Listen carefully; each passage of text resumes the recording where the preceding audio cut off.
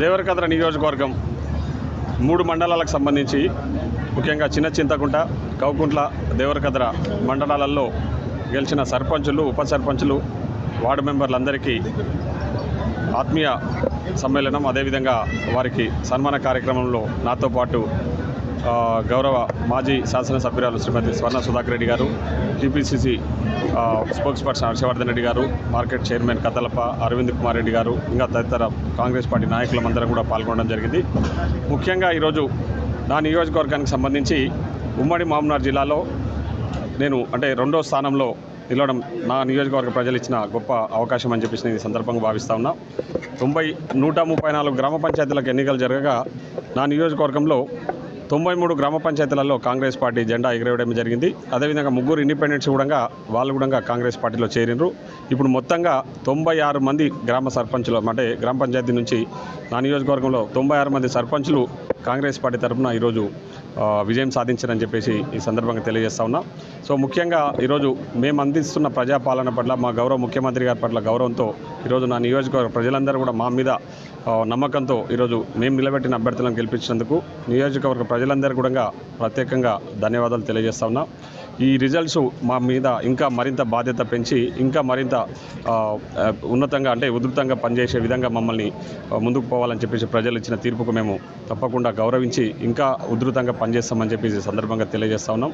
ముఖ్యంగా ఈరోజు మేము ఇస్తున్న సంక్షేమ పథకాలు, ప్రజలకు అందిస్తున్న సంక్షేమ పథకాల పట్ల కానీ, నియోజకవర్గానికి సంబంధించిన అభివృద్ధి పనుల విషయంలో కూడా గౌరవ ముఖ్యమంత్రి గారు పూర్తి స్థాయిలో మాకు సహకరిస్తున్నందుకు నియోజకవర్గ ప్రజల తరపున గౌరవ ముఖ్యమంత్రి గారు కూడా ప్రత్యేకంగా ధన్యవాదాలు తెలియజేస్తున్నాం. రాబోయే రోజుల్లో నేను ఈ 96 మంది గెలిచిన సర్పంచ్లే కాదు, మిగతా గ్రామ పంచాయతీలకు సంబంధించి కూడా వారికి కూడా సమాన హోదాలో ఖచ్చితంగా వాళ్ళకి ఆ గ్రామాల అభివృద్ధి కూడా పూర్తి స్థాయిలో సహకరిస్తానని చెప్పేసి ఈ సందర్భంగా నేను తెలియజేస్తా ఉన్నా. 134 గ్రామ పంచాయతీలను కూడా అభివృద్ధి పదంలో ముందుకు తీసుకెళ్లి ఆ సర్పంచులను సమన్వయం చేసుకుంటూ ముందుకు తీసుకుపోయి నిధులు తీసుకొచ్చేసి గ్రామాలను బలోపేతం చేయడానికి నా శాయశక్తుల ప్రయత్నం చేస్తానని చెప్పేసి ఈ సందర్భంగా తెలియజేస్తూ రేపు మదనపురం, కొత్తకోట మండలాల్లో కూడా ఈ ఆత్మీయ సమ్మేళనం నిర్వహించబోతాము. అదేవిధంగా 31st రోజు మిగతా 3 మండలాలు ముసాపేట, అడ్డాకుల, ముత్తుపూర్ మండలాల్లో కూడా ఈ ఆత్మీయ సమ్మేళనాలు నిర్వహించి గెలిచిన సర్పంచులందరికీ సన్మానం చేపట్టి వారికి ఒక దిశానిర్దేశం రేపు పొద్దున రాబోయే రోజుల్లో వాళ్ళు ఏ విధంగా సర్పంచులు ముందుకు పోవాలా, వాళ్ళ గ్రామాలను ఏ విధంగా అభివృద్ధి చేసుకోవాలనే విధానాన్ని కూడా వాళ్ళకు తెలియజేసే విధంగా ఈ కార్యక్రమాన్ని చేపట్టడం జరిగింది. ఆల్రెడీ గౌరవ ముఖ్యమంత్రి గారు మేజర్ గ్రామ పంచాయతీలకు 10 లక్షలు, అదేవిధంగా మైనర్ గ్రామ పంచాయతీలకు 5 లక్షల రూపాయలు నిధులు ఇస్తున్నందుకు నేను ముఖ్యమంత్రి గారికి ప్రత్యేకంగా ధన్యవాదాలు తెలియజేస్తా ఉన్నా. అదేవిధంగా నా తరపున కూడా గ్రామాలలో ఏవైతే మేము మన ఎన్నికలలో ఇచ్చిన హామీలు ఉన్నాయో అవన్నీ కూడా తూచా తప్పకుండా అమలు చేస్తాము, నెరవేరుస్తామని చెప్పి కూడా ఈ సందర్భంగా తెలియజేస్తూ ఈరోజు టీఆర్ఎస్ పార్టీ నాయకుల యొక్క తీరు ప్రజలందరూ కూడా ఎండగడతా ఉన్నారు. అయినా కూడా ఏ మాత్రం సిగ్గు ఎగ్గు లేకుండా అడ్డగోలుగా మాట్లాడే ప్రయత్నం చేస్తూ ఉన్నారు. నిన్న మహబూబ్నగర్ జిల్లా మాజీ ఎమ్మెల్యేలు శ్రీనివాస్ గౌడ్, అదేవిధంగా మర్రి జనార్దన్ రెడ్డి ఇంకా కొందరు కలిసి ప్రెస్ మీట్ పెట్టి ఈరోజు పాలమూరు నుంచి మన గౌరవ ముఖ్యమంత్రి రేవంత్ రెడ్డి గారు ఉన్నందుకు మనమంతా గర్వపడాల్సిన విషయాన్ని పక్కకు పెట్టేసి ఈరోజు పాలమూరుకు అన్యాయం చేసిన వ్యక్తి పట్ల వాళ్ళు సానుభూతి వ్యక్తం చేస్తూ ఆయన కోసం మాట్లాడే ప్రయత్నం చేశారు.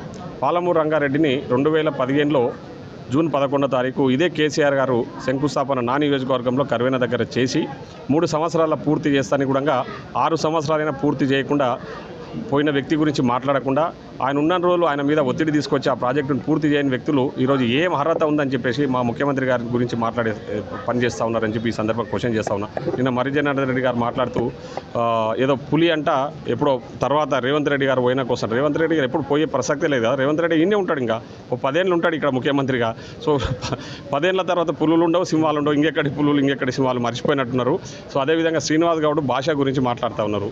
అయ్యా ఆ భాష యాస గురించి నేర్పిందే కేసీఆర్ గారు సోషల్ మీడియాలో చూస్తూ ఉన్నారు కదా. కేసీఆర్ గారు గతంలో ఏ విధమైన పదజాలం ఉపయోగించి ఈరోజు ప్రజలను వంచిండో, ఏ విధంగా ప్రజల పట్ల ఆయన ముఖ్యమంత్రిగా ఉన్నప్పుడు ఏ విధంగా ఆ భాష నేర్పిండో, ఆ భాష మాట్లాడిండో మీకు అందరికీ కూడా తెలుసు. ఈరోజు అదేవిధంగా ఆయన కొడుకు కేటీఆర్ గారు కూడా బల్పు మాటలు మాట్లాడుతూ తోలు తీస్తాము, తప్పెడగడతాము, అదే ఉదర మాటలు మాట్లాడుతూ ఉన్నప్పుడు మేము చూస్తూ ఊరుకోలేం కదా. తప్పకుండా వారికి ఏ విధంగా సమాధానం చేయవు ఆ విధంగా ముఖ్యమంత్రి గారు చెప్పారు. దాంట్లో ఏం తప్పు లేదు. 100% మా ముఖ్యమంత్రి గారి పట్ల ఈరోజు తెలంగాణ ప్రజలందరూ కూడా సంతోషం వ్యక్తం చేస్తూ ఉన్నారు. మా ముఖ్యమంత్రి గారికి ఇంకా బలాన్ని చేకూర్చే విధంగా మేము ముందుకు పోతామని చెప్పి సందర్భంగా తెలియజేస్తూ సెలవు తీసుకుంటాం. Thank you.